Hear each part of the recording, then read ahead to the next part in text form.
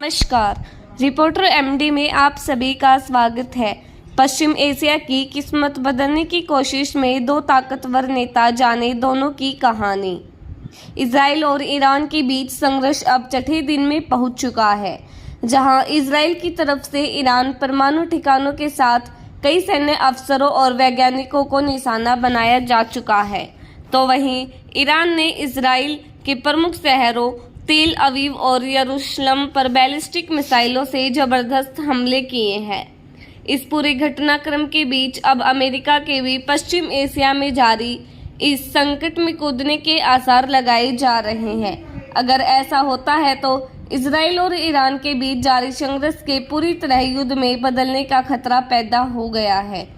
दोनों देशों के बीच हो रहे संघर्ष के रुकने के आसार फिलहाल नजर नहीं आ रहे, जहां इजराइल के प्रधानमंत्री बेंजामिन नेतन्याहू इस संघर्ष के जरिए ईरान की परमाणु बम बनाने की क्षमता और ईरान के सुप्रीम लीडर को ही जान से मारने की वकालत करते दिख रहे हैं। तो वहीं आयतुल्ला खामनेई ने कहा कि ईरान किसी भी हालत में सरेंडर नहीं करेगा और जवाबी कार्रवाई जारी रखेगा।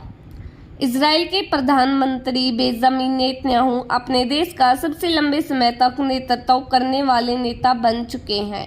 हालांकि उनका सेना से राजनीति तक का सफर इतना भी आसान नहीं रहा। इस सफर के दौरान नेतन्याहू ने भले ही करीब 17 साल सत्ता में रहते हुए बिताए हों, लेकिन उन्हें 8 साल विपक्ष में भी बैठना पड़ा। राजनीति में तेजी से बनाई थी स्थायी जगह। नेतन्याहू की राजनीतिक समझ का अंदाजा इसी बात से लगाया जा सकता है कि उन्होंने यूएन के बाद इजराइल की घरेलू राजनीति में जगह बनाई और जल्द ही संसद पहुंच गए। वे 1993 में ही दक्षिणपंथी लिकुड पार्टी के प्रमुख बने।